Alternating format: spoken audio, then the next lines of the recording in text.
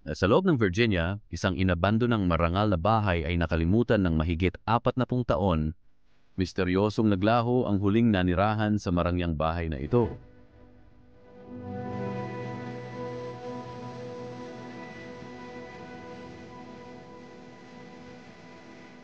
Dati, tirahan ito ng pamilyang Sanders at saksi sa buhay nila ang bahay na ito. Sina Eugene at ang Jess mapagmahal na magulang ay pinalaki ang dalawang anak sa tahanang ito.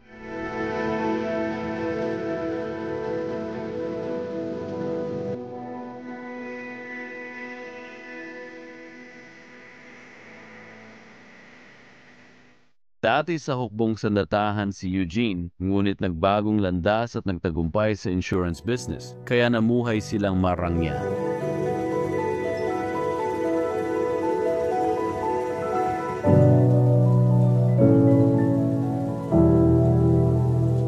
Samahan kami habang binubunyag ang mga lihim at nililinaw ang misteryosong pag-abandona sa tahanang ito.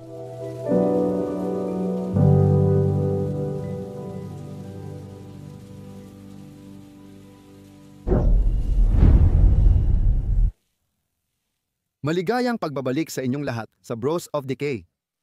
Ako si Leslie at ngayon, gaya ng dati, si Danny ang nasa likod ng kamera. Hello. Pero magsisimula tayo ng episode na kakaiba ngayon.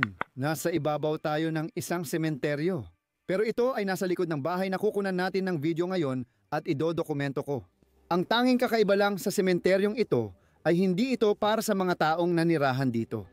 Kung titingnan mo ang mga lapida, una sa lahat ay napakatanda na ng mga ito. 1996. Nakasulat yon doon. Ano ang pangalan na nakasulat doon? Bantay Lupa. Bantayland. Pamilyang Bantayland. Lahat ng mga lapida na ito ay mula sa pamilyang Bantayland. Hindi ito galing sa pamilyang Sanders na nakatira sa mansyong idodokumento natin ngayon.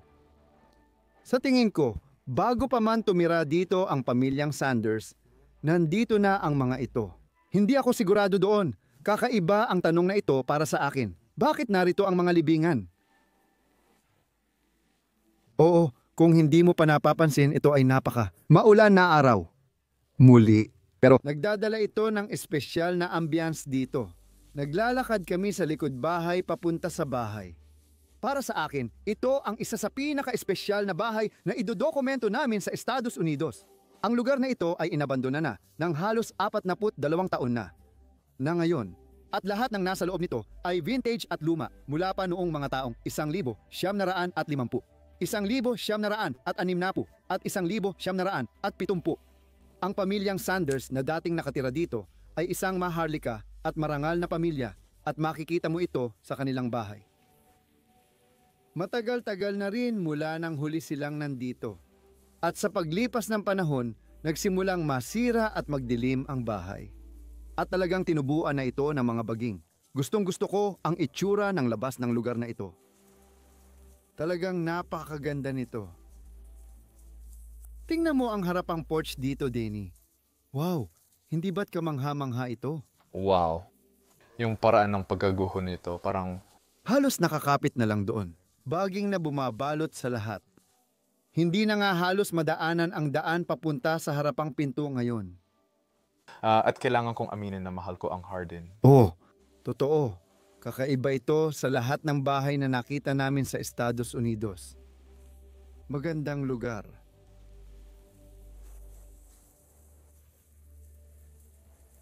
Napakapanatag dito. Bintana ito dito. Maniwala ka. Wala talagang kahit ano. Hindi mo nakikita ang bahay. Parang ganito sa Pransya. Ginagawa nila yon ng sinadya sa Pransya, pero ito, hindi sinadya. Hindi lang talaga ito naalagaan sa lahat ng panahong yon. May upuan pa nga na literal na nakahiga dito. Bahagi pala ito ng mga gamit sa hardin. Oo nga. Literal na tinabunan na ito ng ivy at hindi mo na talaga ito mapupulot. Minsan kakaiba talaga ang kalikasan. Kinukuha niya pabalik ang para sa kanya at wala siyang pakialam sa mga ari-arian mo. Isa pang totoo tungkol dito, nandito ang metro ng kuryente.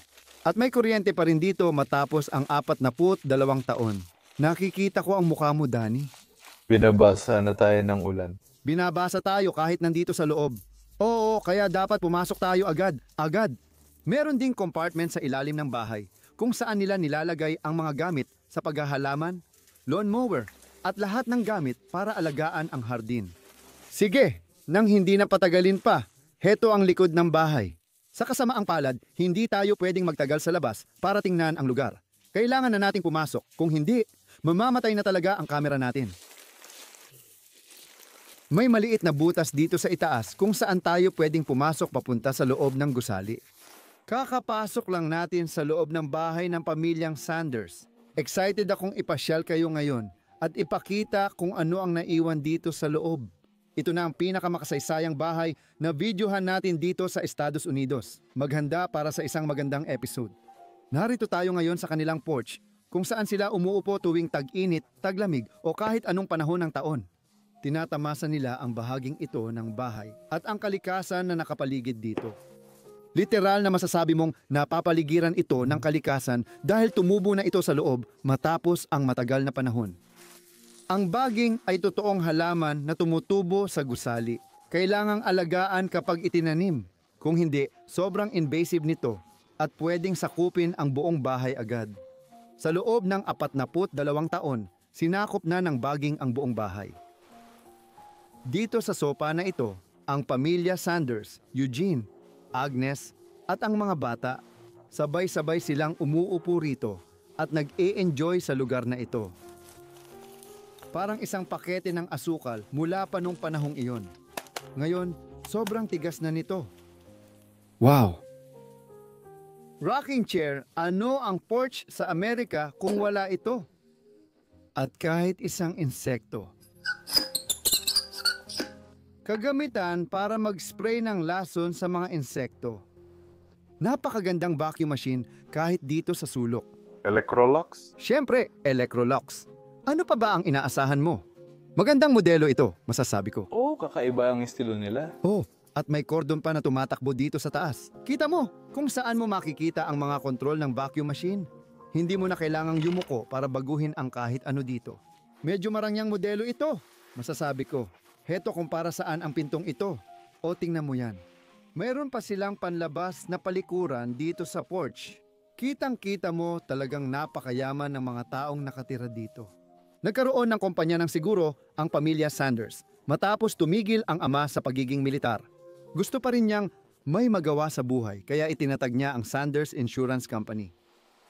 At meron din kaming parang pahingahan dito kung saan si Anges o kahit sino pa na gustong humiga ay pwedeng humiga. At sa tingin ko, itong espasyo dito, itong parang dalawang baitang, ginagamit ito para ipakita ang mga halaman at iba pang bagay sa dulo ng porch. Siguradong ang ganda siguro dito noon kapag kumikislap ang mga halaman. Grabe. Sana nakita ko ang bahay na ito noong kasikatan nito bago ito tuluyang napabayaan. Tapos nabanggit mo nung isang araw yung tungkol sa mga tao na nilalagay ang kanilang washing or drying machine sa kusina. Ngayon, makikita mo dito sa porch, ang weird din para sa akin. Parang bakit mo ilalagay ang iyong... Ito ay washing machine sa porch ng bahay. Tara na. Grabe ang labo nun. Hindi ko maintindihan. Oh, isa pang nakakatuwang bagay. Isang lumang estilong bote ng cola. Wow! Ibalik ang pera. Kita mo, noon nire-recycle nila at sana hindi ko na ginagawa ngayon. Ngayon, lahat gawa na sa plastic. Hindi ko maintindihan kung bakit hindi binebenta ang mga boteng salamin ng cola. Mas maganda pa naman ito para sa kalikasan. Mas mahal lang kasi gawin pero... Lahat ngayon umiikot na lang sa pera. Nakakabaliw lang. Pasensya na doon. Medyo bumabalik na yung dati kong sarili. Ilang bagay siguro na pinagtatrabahuhan ni Eugene. Makikita mo yung parol dito. Tapos may electric na motor at mga ganong bagay. Pero pakiramdam ko, oras na para pumasok sa loob ng bahay at tingnan kung ano ang meron doon. Pasensya na, na-distract ako ng electrical system dito. Ayaw na nitong gumana o bumukas pa. Ay, mukhang hindi natin dapat pakialaman yan. Napakatanda na niyan. Sige. Sa ibabaw ng kahon ng bala na ito, dadalhin tayo ng kahon ng bala na ito sa loob. Iyan ay mula kay Eugene noong siya ay nasa militar pa. Noong siya ay veterano ng Estados Unidos ng Amerika. Dadalhin tayo nito sa loob ng bahay at sa loob ng kusina. Iabot mo sa akin yan, Danny. At ipapakita ko rin sa iyo ang iyong kakayahan sa pag-akyat papasok ng bahay. Ayan na kaibigan. Nakarating lang kami sa kusina. Magiging tapat lang ako, ito ang pinaka hindi ko gusto sa buong bahay. Medyo napabayaan na ito. May mga gamit na nakakalat kung saan-saan. Pero meron pa rin namang mga interesting na bahagi. Una, ipapakita ko sa inyo ang bahaging ito para makita kung gaano katagal na abandona ang lugar. Kaya palagi naming sinusubukan tukuyin mula sa mga bagay na nakikita namin sa kusina kung gaano nakatanda ang lugar. Dahil ito ang silid sa bahay na huling ginamit, na araw-araw ginagamit at dito rin makikita ang mga petsa ng expiration ng pagkain. Narito ang bote ng gamot natin mula pa noong 1980. At ito ay mula kay E.L. Sanders. At iyan si Eugene Sanders, ang anak ng pamilya. Dahil iyon ay si Eugene Jr. Meron din kaming Eugene Sr. na siyang ama ng pamilya. Madalas mong makita ito sa mga maharlikang pamilya. Pinapangalanan nila ang kanilang mga anak ayon sa kanilang pangalan. Siguro dahil gusto lang talaga nila ang sarili nila o parang ganun. Hindi, nagbibiro lang ako. Sige, at pagkatapos meron tayong... Uy, tingnan mo yan. Wow, may orasan pala dito, radyo na rin. At ang oras ay tumigil sa alas 12 ng gabi, alas 11:52. Kamangha-mangha. Natanggal na ang palitada. At makikita mo na ang bahay na ito ay gawa sa ladrilyo na talagang kakaiba para sa Amerika. Sorry, pwede kitang itama. Fireplace lang ang gawa sa ladrilyo. Sa tingin mo, yung fireplace lang ba? Oo. Tingnan mo yung kisame, puro kahoy. Sa tingin mo? Tama ka, Danny. Pasensya na, na-excite lang ako. Oh, gawa sa ladrilyo yung bahay. Kaya ko nasabi yun. Lahat ng fireplace gawa sa kahoy, pero di pwedeng kahoy ang fireplace. Lahat gawa sa ladrilyo. Gawa sa kahoy. Paumanhin. May ilan pa dito. Mga gamit sa kusina at lahat ay naiwan. At katabi mo, mayroong dryer sa loob ng kusina. Lutuan kung saan si Tia Jess ay dating nagluluto ng pagkain para sa pamilya. Gustong gusto ko ang disenyo ng orasan. May bar tayo. Pero iyon ay pagmamayari ng... Mukhang isang timer sa pagluluto ng kung ano-anong klase. Wow! Isa pang mukha ng orasan sa itaas. Huminto sa alas 3 ng hapon ay hindi alas 10 ng gabi. At lahat ng plato, tasa at lahat ng gamit ay naiwan pa rin dito sa loob. At isa pang bagay na mapapansin mo na matagal nang inabandona ang bahay na ito. Lahat ng plaster mula sa kisame ay nahulog na sa sahig. Lahat yan ay natural na pagkabulok. Hindi ito sinira o winasak o kung ano paman. Retro ang mga kasangkapan sa kusinang mesa. Ayos naman. Oo. Ano yung mga show fun? Tiyak na dekada 60s at 70s sa Amerika. Sige, bago kita dalhin sa ibang parte ng bahay, ipapakita ko muna sa iyo ang basement.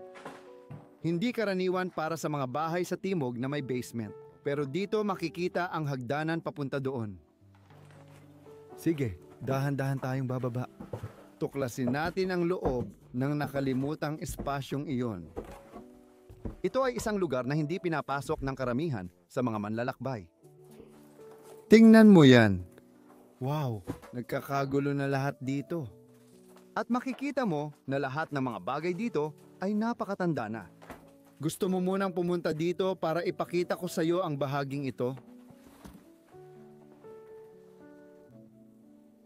Tingnan mo lahat ng mga ugat ng ivy na nakita natin sa itaas kanina. Nakita natin yung mesa na nakahiga sa ilalim ng ivy at lahat ng ugat na yan ay galing sa ivy na tumubo papasok sa basement sa loob ng maraming taon. Isang duyan na kama ng bata para sa mga manika ng anak na babae ng pamilya. At dito makikita natin na parang layout ito ng isang fireplace. At heto ang natirang chimenea. Kaya magkakaroon ng chimenea na bababa dito at magkakaroon ng fireplace sa harap nito. Kaya marahil noong isang panahon, ang mga kwartong ito dito sa basement ay maaaring nagamit at maaaring may layunin. Maaaring may nakatira dito, maaaring may natulog dito. Hindi natin alam, palagay lang ito. Sige, dahan-dahan lang dahil talagang nagkakabagsakan na ito. Grabe. Oh, may nakasabit ding jacket na parang diamante dito sa pinto. Kanino kaya ito dati? Malamang kay Eugene ito. Jacket ng lalaki. Ang ganda. Daan-daan, libu-libong garapon ang naiwan dito sa buong basement. May maganda ring lamparang langis. Lagi akong nasasabik na maglibot sa mga ganitong bahagi ng bahay. Ang mga basement at mga attic. Iyan ang mga bahagi ng bahay na may pinakamatagal at pinakamatandang kasaysayan. Pero dito mo rin makikita ang mga pinakakawili-wili at kakaibang bagay, masasabi ko. Halimbawa, ito dito. Alam mo ito, di ba, Danny? Ilalagay mo ito sa tabi ng kama mo. At kung kailangan mong gawin ang tungkulin mo sa gabi, dito mo ito pwedeng gawin. Parang bedpan ito, pero para sa pag-ihi lang. Talaga? Oo, 100%. Sigurado ako dyan. Yung bota ng isang miyembro ng pamilya na naiwan pa rito. Magkapareho kami ng panlasa. At isa pang bota doon sa ibaba. Okay, wow! Itong kabinet talagang nagkandasira na. Talagang wala na ngayon.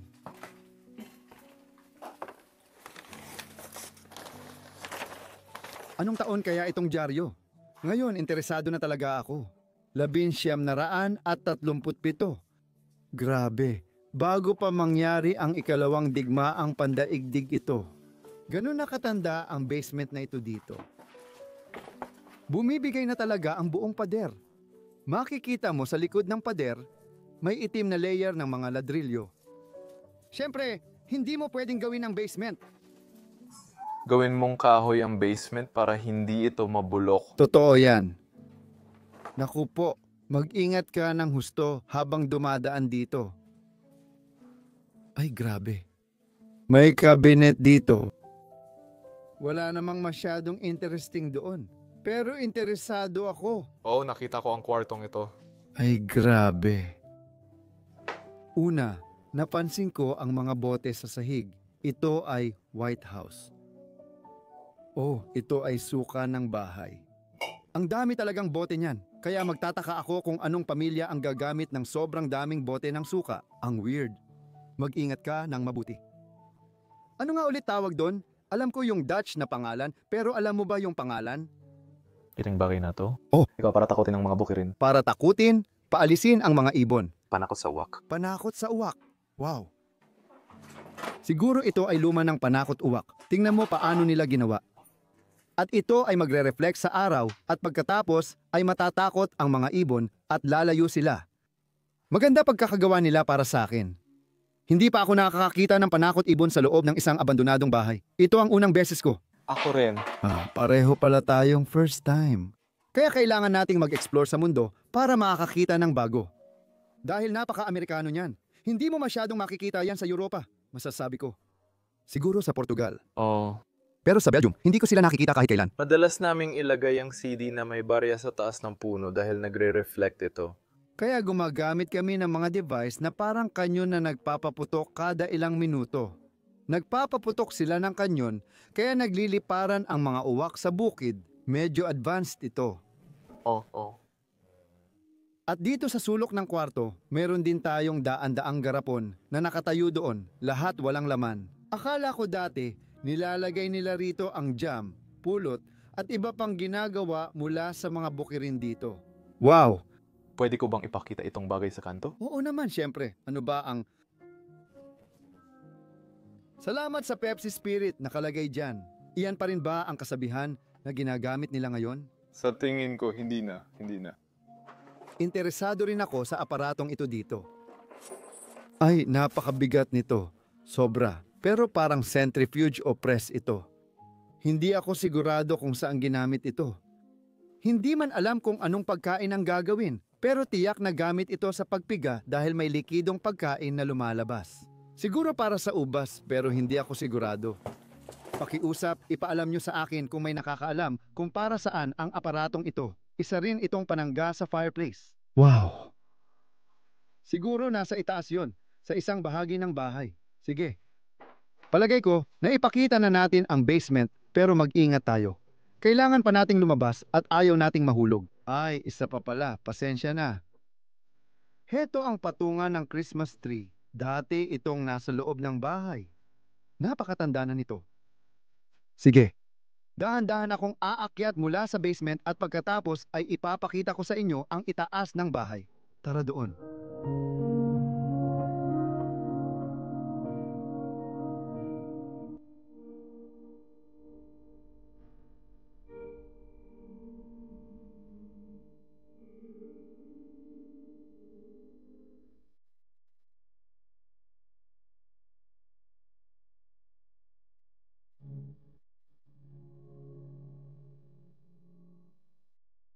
Kaya oras na para maglibot pa tayo sa loob ng bahay.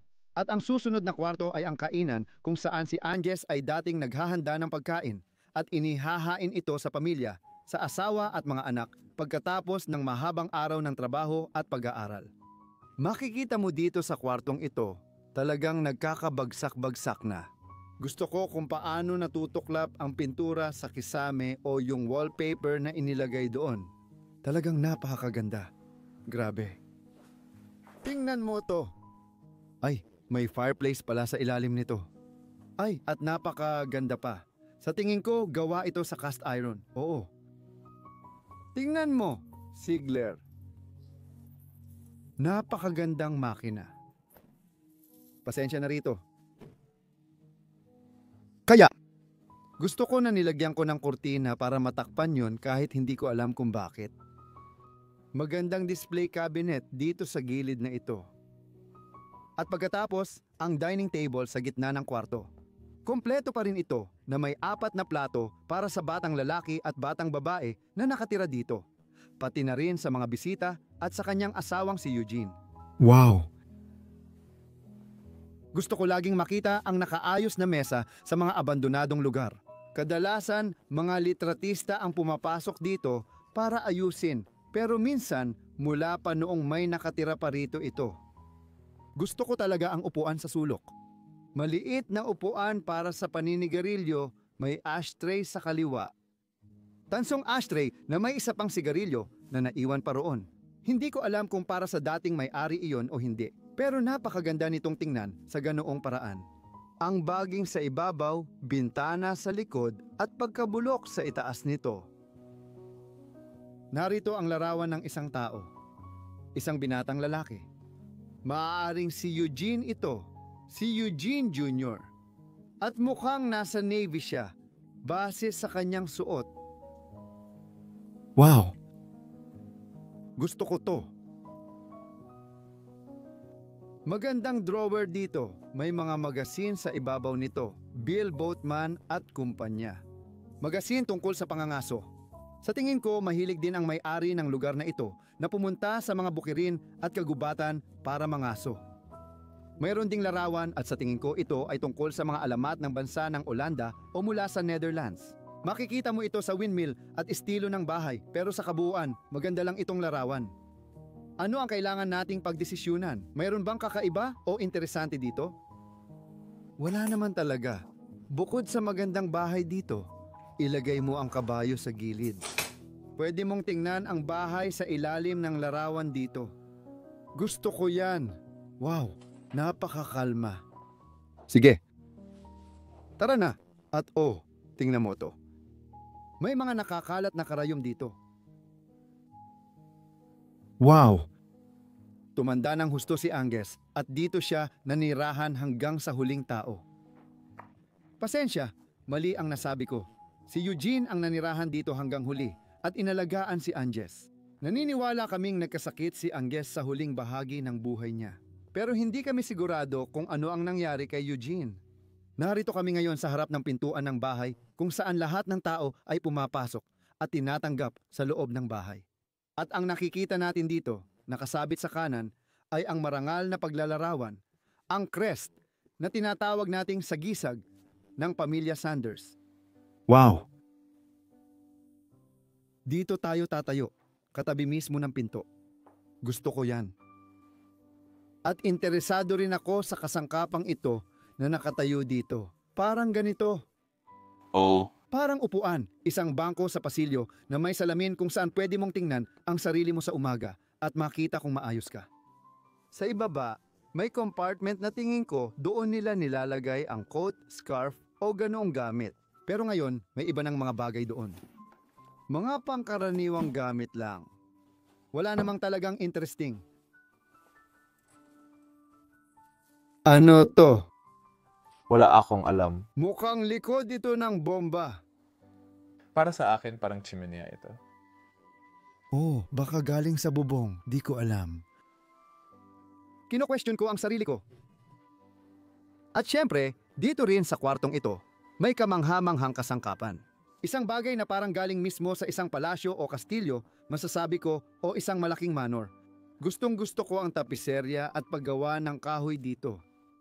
Magandang piraso ito kasama ang mga kutsyon sa gilid at mukhang may pitsel na parang diretsong galing Portugal na nakatayo dyan. O hindi ba? Hindi naman talaga.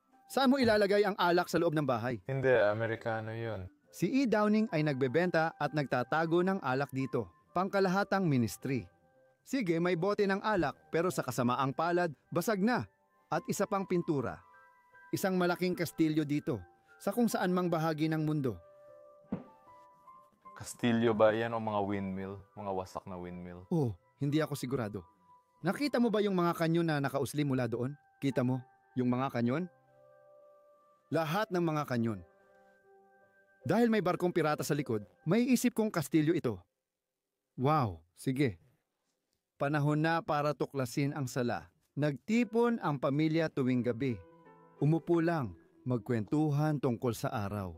May magagandang kasangkapan din sa loob ng kwartong ito. Simula dito sa malaking sopa, Victoria na sopa dito. Maganda ang pagkaka-upholster. Gusto ko ang kulay nito at maganda pa rin ang kondisyon kahit 42 taon na itong nandito. Malamang ito ay talagang napakatanda na. Tingnan mo dito sa mesa ng sala. Nainiwan lang nila dito. Napakaganda talaga niyan. Parang kinuha ang mga ito sa loob ng gubat. Sa tingin ko nasa Afrika ito dahil nakita ko ang larawang ito rito. May mga Aprikano sa larawan. Wow! May ginagawa silang construction doon. Interesante ito. Baka may misyon sila roon. Si Eugene Jr. ang anak ng pamilya. Makikita natin dito silang magkakasama. Si Eugene, ang ama, anak na babae, at si Eugene noong bata pa. At ito naman dito, pwede mong ikumpara ang dalawang larawan. Napaka-interesante. Ito ang kotse noon. Makikita mo dito ang parehong kotse sa harap ng kotse na kinuhanan ng larawan. Wow! Talagang napakaganda. Mayroon din silang mga liham na iniwan nila. Ito ay nakadirekta kay Ginoong Eugene L. Sanders. 19,604. Nakuha nila ang liham na ito. Ilan pang mga bagay dito. Sa tingin ko, ito ay mula sa kanilang kumpanya. Ito rin ay nakadirekta sa kanila. Oo, tama. Heto pa isang liham na pinag-uusapan namin. Noong 1961, ito ay para kay Ginoong Jack Sanders at tungkol sa diborsyo. Hindi namin kilala si Jack pero baka isa siya sa mga dating nakatira rito. Pero hindi pa rin malinaw sa amin iyon at hindi namin matukoy kung ano ang nangyari sa taong ito. O baka naman tayo sa pangkalahatan. Maganda rin ang sulok dito. Ang mesa, bumabagsak na mesa. Kumuha sila ng karton na kahon at tinali nila itong larawan dito sa hindi ko alam na dahilan. Mas marami pang mga liham na naiwan dito. Mga tseke mula noong 1,000. 964 para sa $23. $23 na isusulat pa natin ng tseke. Grabe. Mga halaman dito sa likod. May isa pa tayong sofa dito sa kanto. Ingat ka, Danny. Huwag kang matisod sa mga bagay-bagay. Pasensya na. Walang problema, pare. Walang problema. Nag-aalala lang ako para sa'yo. May drawer dito sa kanto. Ang ganda-ganda talaga ng ivy na tumutubo dito. Sobrang astig. Narito pa ang isang bote ng gamot para kay Eugene L. Sanders mula 1,970. Sa tingin ko, cough syrup ito. Pero di ako sure. 2 kutsara kada 4 na oras. Grabe! Gusto ko ang style ng boteng ito. Gusto ko rin ang mga platong naiwan dito. Wow! Sige. Tingnan mo itong jacket na meron tayo dito. Sa unang tingin, parang military jacket siya, pero siguradong hindi. Makikita mo rito na may mga American Eagle sa ibabaw. Hindi ba mula ito sa gobyerno ng Estados Unidos? Logo ba ito ng gobyerno ng Estados Unidos? Sa tingin ko, oo. Oo, mukhang ganun nga. Grabe. Sige. Pagkatapos, may secretary desk tayo na may display sa ibabaw. Ang ganda. Punong-puno ito ng mga liham. Gaya ng nakikita mo, libu-libong liham ang naiwan dito. Mga tseke, bank statement, at lahat ng gamit ng pamilya ay naiwan talaga dito sa loob ng kwartong ito. Lahat ng kanilang mga dokumento mula sa buong buhay nila. Lahat ay naiwan para sakupin ng kalikasan. Oh, at ito rin ay isang magandang upuan na meron tayo dito. Maganda ang pagkakayari ng tela. Gusto ko ang disenyo at mga kulay nito. Napakagandang piraso. Tapos dito, parang maliit na drawer. May ilang bagay sa loob. Ah, ito pala ang tubo na gamit nila sa paninigarilyo. At pati bala, shell ng shotgun. Mga shotgun na ginagamit nila sa pamamaril ng mga hayop. At ngayon, oras na para sa kwarto sa ibaba. Naniniwala ako, base sa mga bagay na nakita ko sa bahay na ito, na ang bahaging ito sa ibaba ay ginamit lang noong huling bahagi, mga huling 2 dekada.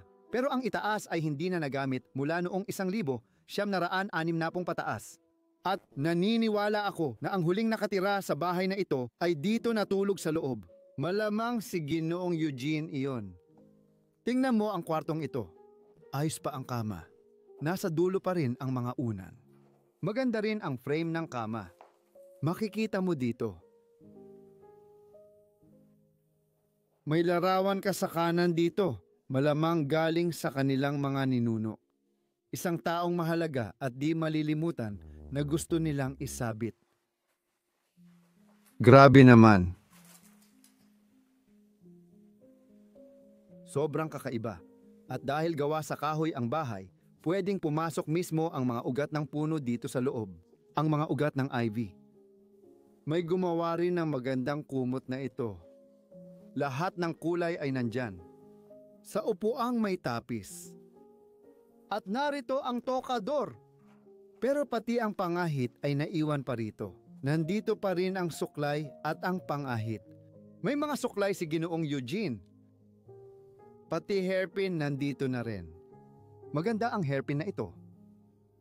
Matandang lalaki na nakasakay sa kabayo. Pagpalain ng Diyos ang aming tahanan. Mukhang relihiyoso ang mga tao rito. Pero una, pinag-uusapan namin kung ang mga taong ito, bagamat hindi raw relihiyoso kaya may libingan, ay tila relihiyoso rin naman. Kaya hindi ko alam kung bakit may mga inilibing sa likod ng bahay. Angges-angges na iwan din dito ang kanyang larawan. Oh, gusto ko ito. Ito ay tipikal na Amerikanong larawan. Makikita mo ang lowes sa likod, ang motel, ang mga lumang sasakyan. Wow! Lubos nang nasisira at nagkakabagsak-bagsak. Oh, nakita mo na ba ito, Danny? Itong piraso na ito. O may vacuum cleaner din, oh Diyos ko. At nakaimbak na parang kable sa loob nito. Oh, may Hoover din, wow! Oh, ganito nga, tapos pwede mo itong hilahin paikot sa bahay. Sige, dadalhin ko kayo sa itaas ngayon. Ipapakita ko sa inyo ang pinaka-pribadong bahagi ng bahay. Sobrang excited akong makita ang mga palapag sa itaas. Kung ano ang meron dito. Oh, wow, agad tayong napunta sa parang hallway sa itaas dito. May mga kakaibang bagay sa harap ko dito. Paghusga sa mga baka ng gatas. Bakit mo sila huhusgahan? Pero libro ito mula kay Sanders. Mula sa lalaki ng bahay. Wow! May ilang palamuti dito sa itaas. Pero ito ang nakakuha ng atensyon ko, ang Lincoln Memorial sa Washington, D.C. Kami ni Danny ay napunta doon noong nakaraang linggo. Sobrang nag-enjoy kami doon at makikita ko itong isang postcard mula noong 1940. Wow, yun pala yun. Tapos ito ay mula ulit kay Jack Sanders. Mula sa lalaking di natin alam ang ginawa dito. Wow. Alam mo ba kung saan ginamit ang cabinet na ito, Danny? Hindi. Kaya ipapaliwanag ko sa iyo o susubukan kong ipaliwanag pero ito talaga ay isang display cabinet. Para paglagyan ng mga baril mo sa loob, makikita mo na ang ilalim ng baril ay nakapatong dito. Ang taas ay nakasandal dito. Makikita mo lahat ng baril mo pag akyat mo ng hagdan. Meron pa bang mas Amerikanong bagay kaysa doon? At syempre, pwede mo rin itong ikandado dito. Lagyan ng kandado at ligtas na ang mga baril mo sa loob. Maliban na lang kung basagin mo ang salamin, syempre. Tingnan mo naman itong kwarto sa harap natin. Talagang gumuho na, lahat ng gamit ay bumagsak na sa kama. Yung wallpaper mula sa kisame ay bumagsak na at nakasandal na lang doon sa napakagandang chandelier na nakasabit dyan sa kisame. Grabe. May nakita lang ako sa likod mo dito. May makina rin ng pananahi dito. Tingnan natin kung mabubuksan pa natin ito. Ay, wala nang makina ng pananahi sa loob niyan. Nakakalungkot. Talagang sira na rin ito. Ano to? May ideya ka ba? Wala. Ako rin wala. Hindi ko pa nakita ang device na yun dati. Sa kasamaang palad, hindi tayo pwedeng pumasok sa kwartong ito at ipakita sa inyo ang kahit ano, pero may ilang bagay dito na interesante. Halimbawa, itong maliit na carpet o rug ng Puerto Rico o kung anuman ang tawag mo dito. Puerto Rico, siguro isa sa mga lugar na napuntahan nila sa bakasyon. May ilang bagay pa dito na natira. United States of America, syempre. Napaka-proud na mga Amerikano ang nakatira sa bahay na ito. Balik tayo sa hallway. Ay, wow. Malaki, mahaba at maluwag ang hallway. Pero bago yon, papasok muna tayo sa kwarto sa gilid. At ito ay isang napaka-interesanting kwarto na makikita mo agad pagpasok mo pa lang. May ulo ng usa na nakapatong sa ibabaw ng kama. Isang taxidermy na ulo ng usa na malamang dati ay nakasabit sa pader. Siguro isa itong ulo ng usa na nabaril noon ni Eugene. Sobrang gusto ko kung paano ito nakadisplay dito sa ibabaw ng kama. At lahat ng baging sa likod nito na tumutubo sa loob ng kwarto. Ito na ang pinakawalang ginagawa naming nakita sa bahay. Pahiram ng camera, Danny. Ipapakita ko ang larawan sa pader. Sobrang gusto ko talaga ito. Tingnan mo ang lalaking ito. Wow! Ayan na. At doon naman sa ibabaw ng nightstand, may parol tayo at gusto ko yung itsura ng ibabaw nito. Parang may agila doon, pero hindi ako siguradong sigurado. Oo, tama. Ay, wow! Ang ganda niyan. Sige. Mukhang bukas ang mga fireplace na ito noon, pero nilagyan nila ng takip sa harap at malamang naglagay sila ng maliit na fireplace dito sa harap. Noon, bukas ito at dito mismo sa kwartong ito nag-aapoy. May built-in na cabinet dito. Gusto ko talaga ang mga arko dito sa itaas. Madalas itong makita kahit saan sa loob ng bahay. Dito rin, pare-pareho silang lahat at talagang ginawa para sa lugar na ito. Sige, papasok tayo ngayon sa isa pang kwarto. Ito rin ay talagang interesante. Una, sa kanan mo. Sa kaliwa mo dyan, Danny, meron na naman tayo nito. Itong kahon ng bala mula noong nasa militar pa si Eugene. Veterano siya ng Estados Unidos. Heto na naman ang parehong arko. May built-in na cabinet. Nandyan pa rin ang sinturon na nakasabit. Wow, tingnan mo yung wallpaper dito. Hindi ba't kamangha-mangha yan? Pareho lang ito sa kwarto. Oo, hindi ko napansin. May dalawang klase ng wallpaper dito. Sa loob din. Nasa kaliwang bahagi sa harap. Kaya itong dalawang pader, yung wallpaper at yung dalawang pader dito. Oh, Ay, ang ganda niyan. Ay hindi, yung wallpaper lang na yon. Yung natirang tatlong pader ay gawa sa wallpaper na ito. Ang ganda. Parang may lug brace dito. Kita mo, luma na ang modelong ito. Wow! Dito sa tabi, naroon ang paaralan para sa mga bangkay ng ospital. Ang larawang ito ay kinunan noong 1944 sa sentro ng pagsasanay ng hukbong dagat. Wow! Sa ibaba, may isang mesa ng sekretarya na muli ring punong-puno ng lahat ng mga liham mula sa pamilya. Anong meron tayo dito? Ang dami-dami pa ring mga liham mula sa kanila na naiwan dito. Gusto ko ang pabalat ng librong ito.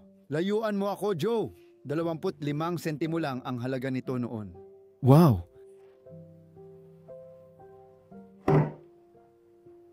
At doon sa kanto, may maliit na tokador. Tingnan mo ito. Dati ko nang nakita ang gamit na ito, pero hindi ako sigurado kung para saan ito. Makikita mo na nandyan lahat ng direksyon. Hilaga, timog, silangan, kanluran, pero hindi naman talaga ito mukhang kumpas para sa akin. At ito ay dekuryente dahil may kordon ito. Kaya muli, isa na namang aparato na hindi ako sigurado kung para saan ang gamit. Sa tabi nito, mayroon tayong mga bungkos ng mga liham mula sa panahong iyon na naiwan. Tingnan mo dito, Marshall Eugene Sanders. Siya ang padre de pamilya.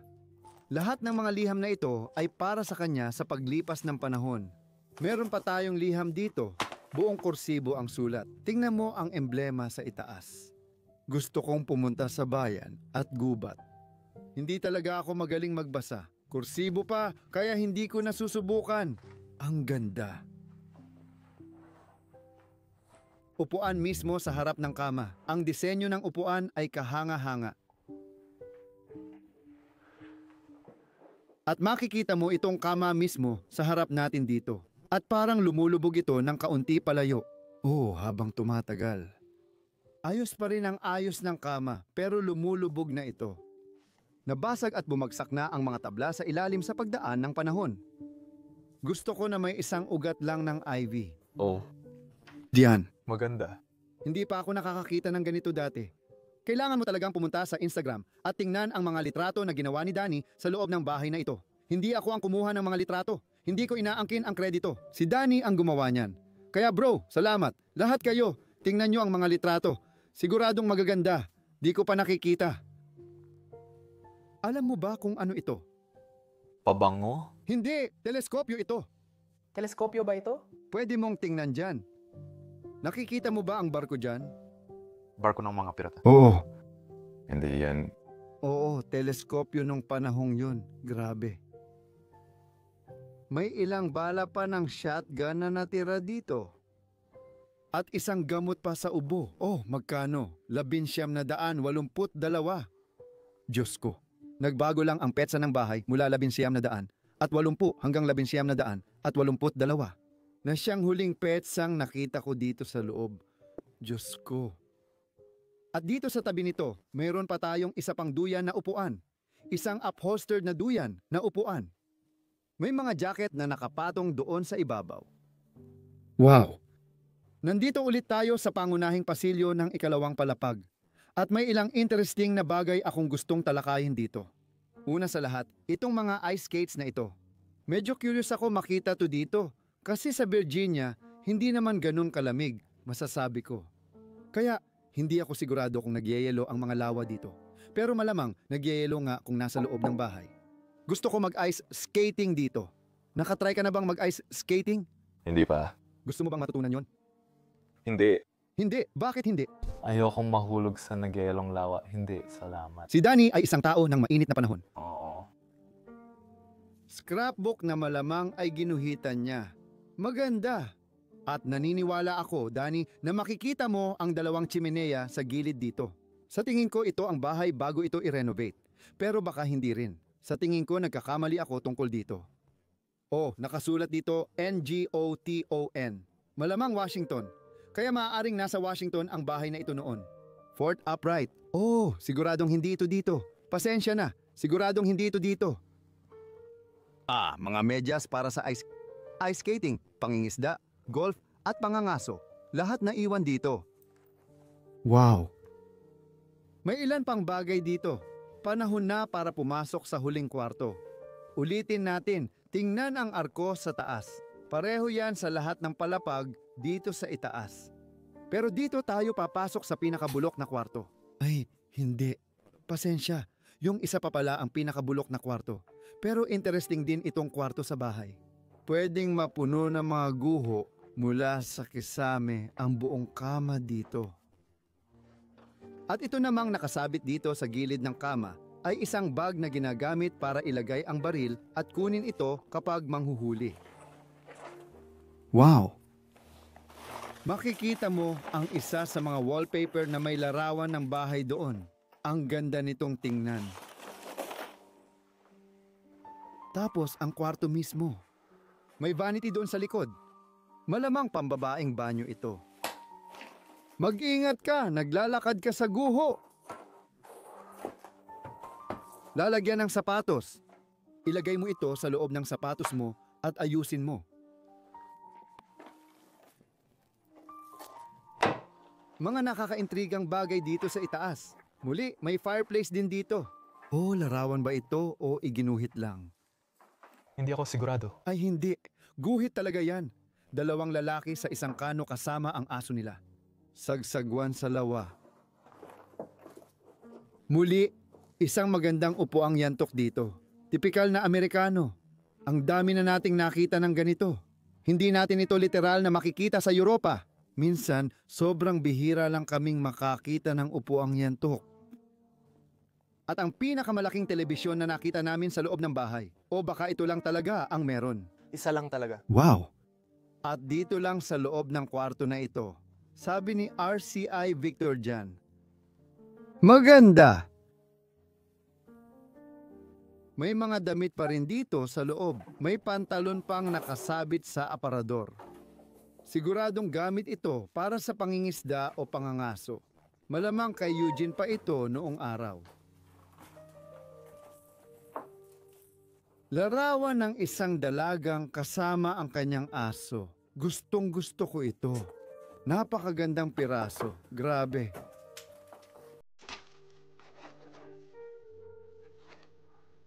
At heto ang isa sa mga iyon. Isa pang brace na nakita lang natin. Saan mo ikakabit ang mga ito? Sa tingin ko, sa binti, ganito. Makakapal binti ko. Sa braso na lang siguro. Hindi ko alam. Hindi ako sigurado.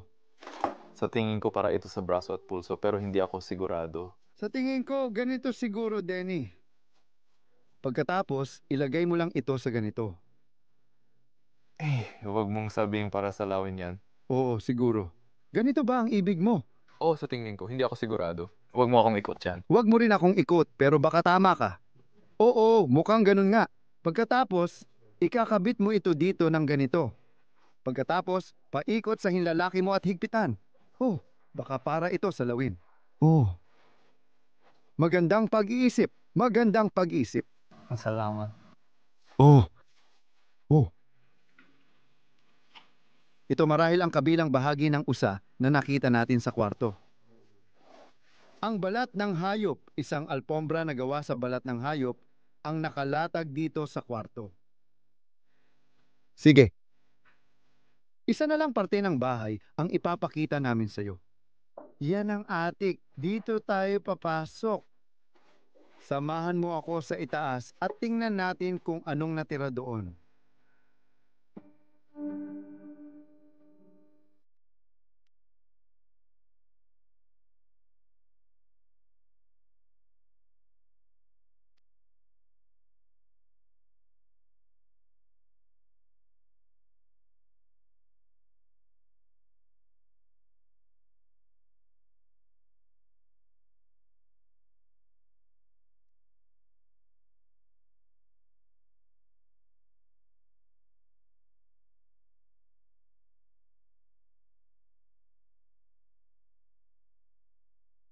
Oo.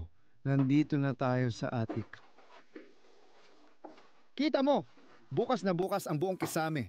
Sige, sa tingin ko, kailangan nating mag-ingat dito sa itaas. Oh, tingnan mo sa likod mo mismo. Nakasabit ang mga damit pang pangangaso. Ang mga jacket na ginagamit nila kapag pumupunta sila sa gubat. Oh, kita mo, may pangalan to. Berde ang proteksyon sa vacation deck at nakasulat dito, Sanders Jack M, kung saan ang M ay ibig sabihin ay Marshall. Isa rin yon sa mga pangalan na meron ang mga anak at ang asawa ng pamilya. Nakatayo pa rin dito ang mga bota, handang-handa nang pumasok sa gubat. At may ilan pa sa mga alpombra ng hayop na nakalatag doon sa sahig. Ay grabe. Tingnan natin kung anong meron sa kabilang bahagi ng attic. Ay, ang ganda naman yan. Tingnan mo dito sa sulok ng kwarto. May organ tayo dito na nakatayo. Gustong gusto ko ito. Siyempre, hindi iyan tutunog dahil hindi ganon pinapatugtog ang organ. Gusto ko na lahat ng libro ay nakapatong dito sa ibabaw. Mukhang luma na ang mga librong meron tayo rito. At kita mo ito? May pangalan pa ngang nakasulat sa pabalat o sa gilid ng libro. Sorry, curious lang ako. Bar ito ng sabon. May maleta tayo dito na nakahiga sa sahig. May literal na nahulog na liham mula kay Robert. Ito ang maleta nilang ginamit sa paglalakbay sa mundo.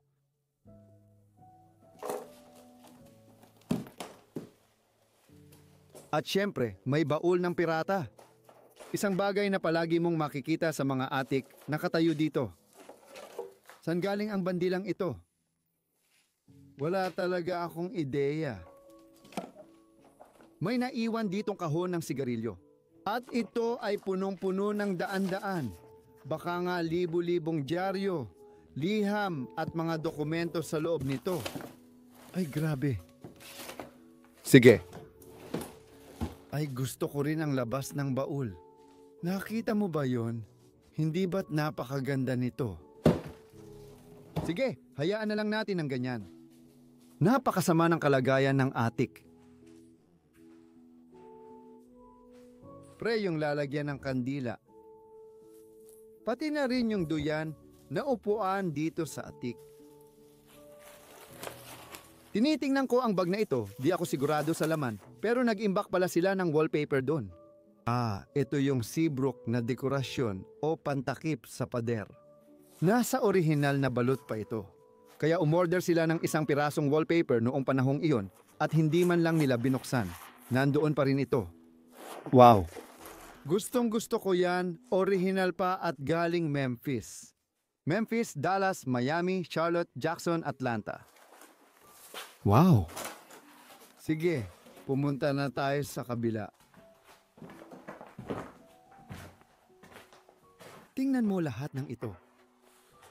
Nasa baba ang mga dekorasyon ng Pasko at iba pa. Ito ang bituin ng Pasko na inilalagay nila sa harap ng bahay. Mukhang gawa sa kahoy at sariling gawa talaga. Lahat ng mga debris ay bumabagsak dito sa ibabaw. Dito sa kanto, may naiwan pa akong timbangan dito. At ito ay timbangan para sa sanggol o maliit na alagang hayop o kung anumang ganoon. Hanggang 30 libra. Sige. May mantle o fireplace pa rin doon. Mag-ingat talaga sa kwartong to. Talagang bumabagsak na ang kisame. Grabe talaga ang lugar na to. Madilim na sa labas, gaya ng nakikita mo. Sa tingin ko, mga 9:00 na siguro o ganun. Huling video shoot namin ito sa Virginia. Bukas ng umaga, may flight kami papuntang Atlanta, Georgia para tapusin ang trip namin dito sa United States. May magagandang episodes pang paparating, kaya huwag mag-alala. Gusto ko kayong pasalamatan ng sobra-sobra sa panunood ng video natin ngayong linggo. Kung nagustuhan ninyo, paki-like ang video at mag-subscribe sa channel kung bago ka pa lang dito. Sana mas marami pang ganitong eksplorasyon at mag-iwan kayo ng magandang komento. Shoutout din kay Danny. Maraming salamat ulit sa pagkuha ng video ko. At muli, ang link ng kanyang channel ay nasa description. Maraming salamat. Kita-kits ulit next week para sa panibagong epic na eksplorasyon. Paalam, mahal ko kayo.